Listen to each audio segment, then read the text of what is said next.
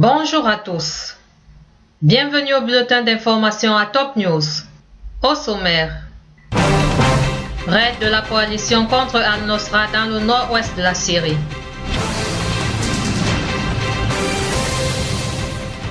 Liban, Conseil des ministres au Grand Sérail.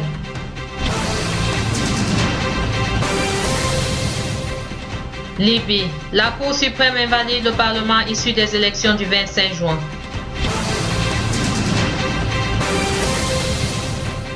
La Cour pénale internationale ne poursuivra pas Israël pour l'assaut sur la flottille pour Gaza.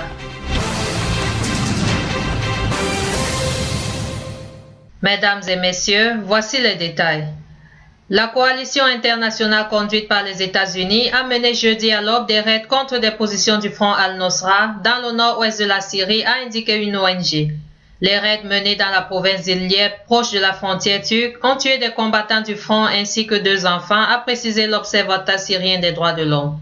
Les avions de la coalition internationale ont mené plusieurs raids après minuit visant un véhicule d'Al-Nosra dans la localité de Sarmada, ainsi qu'une position du groupe dans la ville du proche de Harem, a précisé l'Observatoire syrien des droits de l'homme. Le front Al-Nosra a confirmé les raids sur son compte Twitter, soulignant qu'ils ont été menés par l'alliance entre les croisés et les Arabes sur les positions d'Al-Nosra, faisant des morts en majorité.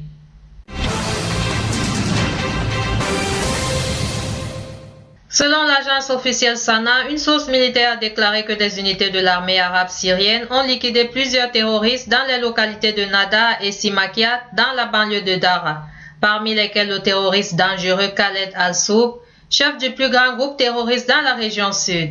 Toujours dans la banlieue de Dara, l'armée a détruit des véhicules avec les terroristes à bord sur le chemin de Tiaraj, Yafour, tuant et blessant plusieurs d'entre eux dans les localités d'Ibta, à Al-Naima et Tiba. Les S-300 c'est pour bientôt, a assuré le chef de la diplomatie syrienne Walid al-Muallem en allusion au système russe anti-aérien qui permet d'abattre les chasseurs et les bombardiers. Un message adressé sans doute à la coalition menée par les États-Unis contre les positions de Daesh au cas où ces raids changent de cible. Voir à la Turquie si elle envisage d'occuper la Syrie. D'autres armes russes super sophistiquées devraient aussi être livrées à Damas, a-t-il assuré dans un spécial entretien avec le chroniqueur du journal libanais Al-Akhbar, Enayet Attar. Il s'est plaint toutefois de la lenteur des procédures administratives des sociétés d'armement russes, mais le problème sera rapidement résolu grâce à l'autorisation du Kremlin qui est sur le point d'être accordée. Liban. Le gouvernement libanais a entamé jeudi sa réunion au Grand Sérail au lendemain de la prorogation du mandat du Parlement. Une question à l'ordre du jour. Dans ce contexte, le ministre de l'Intérieur a diffusé un communiqué dans lequel il attribue la prorogation à des considérations sérieuses d'ordre sécuritaire et non technique, empêchant la tenue du scrutin à temps.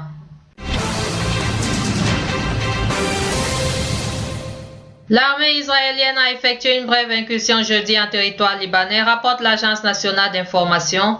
8 soldats israéliens ont pénétré de 100 à 150 mètres à l'intérieur du territoire libanais, à l'ouest des hameaux occupés de Sheba, se rapprochant d'une unité indienne de la force intérimaire des Nations Unies au Liban. La patrouille israélienne s'est ensuite retirée 30 minutes plus tard.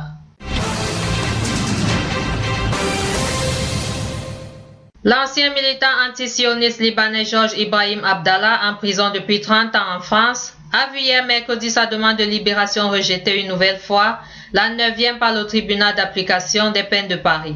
Son avocat a dénoncé une décision sous influence politique.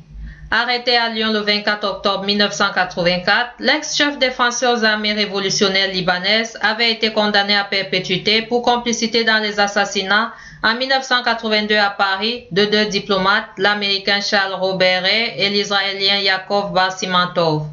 Il a depuis présenté 9 demandes de libération conditionnelle, toutes rejetées. La Cour suprême libyenne a invalidé jeudi le Parlement issu des élections du 25 juin et qui est reconnu par la communauté internationale alors que le pays est plongé dans l'anarchie, a rapporté l'agence libyenne Lana. La Cour était appelée à se prononcer sur la constitutionnalité du Parlement après un recours déposé par un député islamiste. La Cour pénale internationale ne poursuivra pas Israël pour le raid meurtrier mené contre une flottille humanitaire à destination de Gaza en mai 2010, même s'il est raisonnable de penser que des crimes de guerre avaient été commis. Cependant, après avoir minutieusement pris en compte tous les facteurs pertinents, je suis parvenu à la conclusion des affaires éventuelles qui pourraient découler d'une enquête sur cet événement ne seraient pas suffisamment graves pour que la Cour y donne suite, a indiqué le procureur Fatou Bensouda dans un communiqué. Enfin, la Russie a annoncé qu'elle ne prendrait pas part au sommet pour la sécurité nucléaire qui doit se tenir en 2016 aux États-Unis, mettant en doute son utilité et dénonçant le rôle prépondérant qui joue Washington.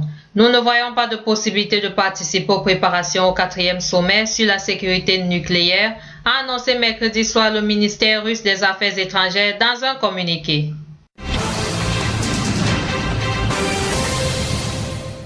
Merci à vous qui nous suivez de Beyrouth et partout ailleurs. Bulletin présenté par Anna Ekame.